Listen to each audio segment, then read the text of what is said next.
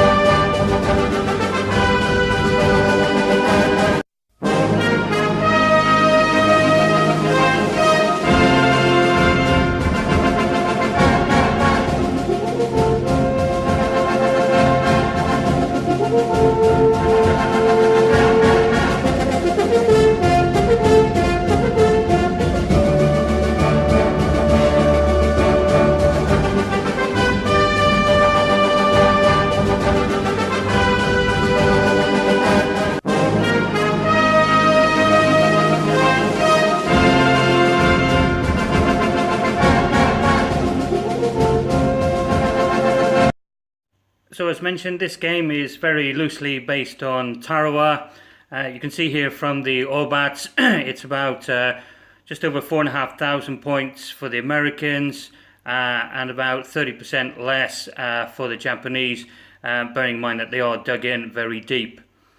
So in sense of the game, you can see here the US forces laid out, full amphibious force, US Marine Corps, supported with some specialist army units, particularly Zippo tanks and some infantry platoons to back up the initial amphibious assault.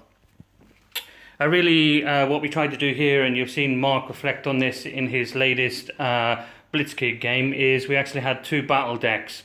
One which is the standard battle deck introducing different variables, and then a completely dedicated amphibious battle deck introducing things purely for this type of operation. So problems with logistics in terms of ships being not laid out correctly, troops getting seasick on the approach, to large craters caused by battleship bombardments, which resulted in tanks being swamped out as they attempted to land.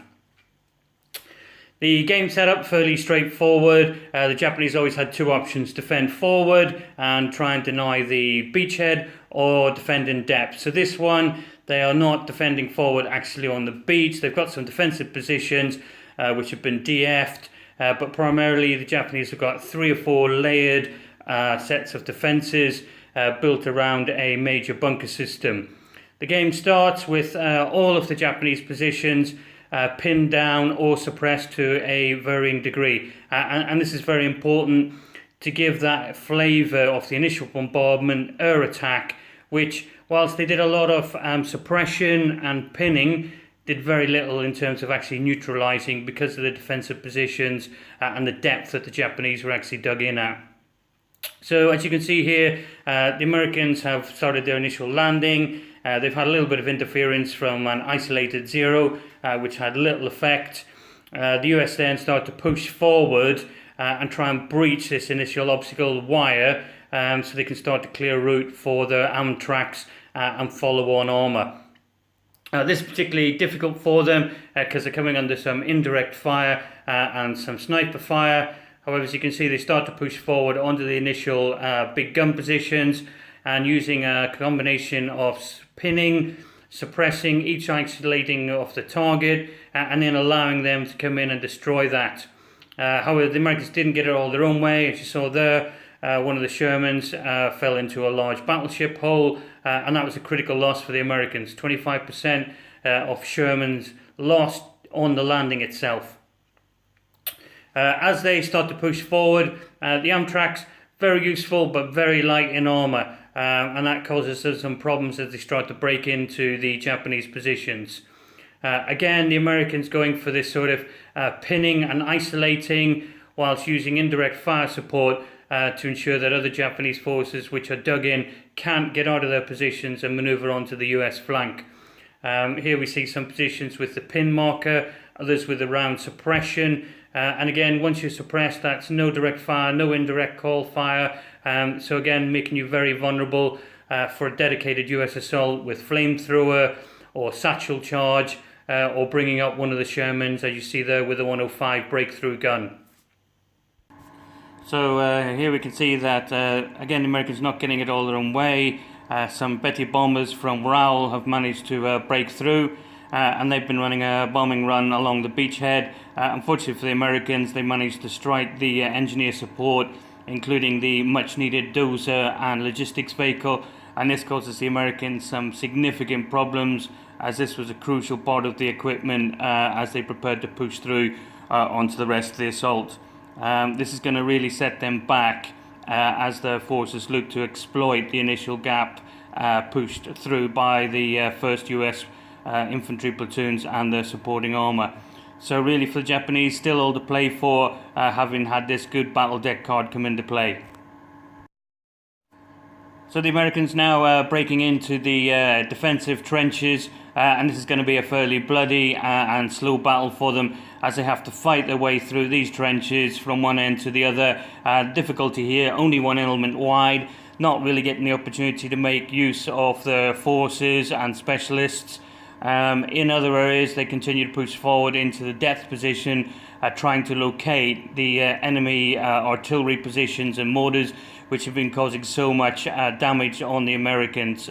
Here we see US air power coming into play, and they've got a varying range of options here between rockets, napalm and bombing runs, but really not much effect. Again, the Amtracs useful but very lightly armoured, and they are consistently being bailed or actually destroyed. US Shermans with the Fireflies and the 105 howitzers come into their own, but here we see them assaulted by Japanese tank killer units, very vulnerable when not supported by infantry, and this is a big mistake by the Americans. As they started to break in, they lost some of their cohesion, and the armour got separated from the infantry. Extremely dangerous in these jungle and type terrain environments, with the Japanese forces coming out of their bunkers and caves.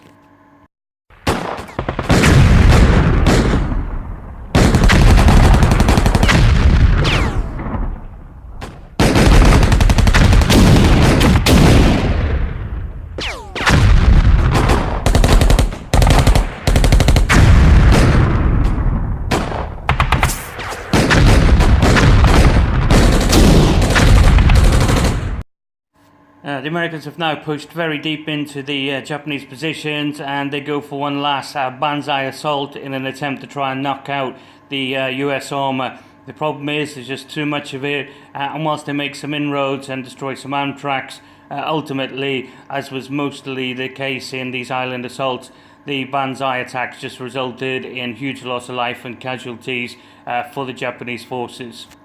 Make the game a little bit easier, I made some of these large blown up quick reference sheets, particularly around some of the specialist rules.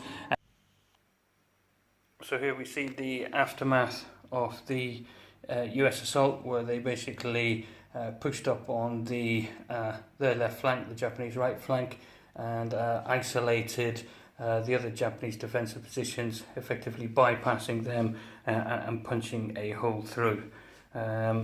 Many of the Japanese defensive positions were eventually destroyed, but as you can see, not without significant loss to the US forces. 3 out of the 4 Shermans knocked out, approximately 50% of the Amtracs destroyed, and about 40% of the infantry. Obviously, in exchange, the Japanese forces were eventually broken and routed after a final banzai attack by the commander and one of the supporting platoons.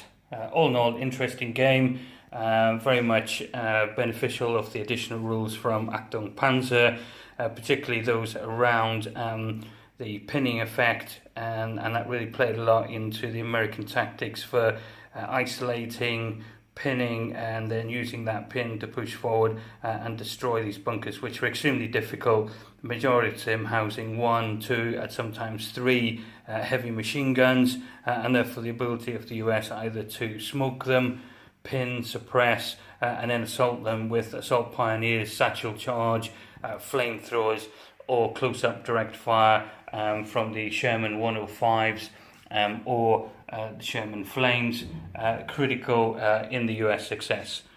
So yeah, interesting test play for amphibious warfare.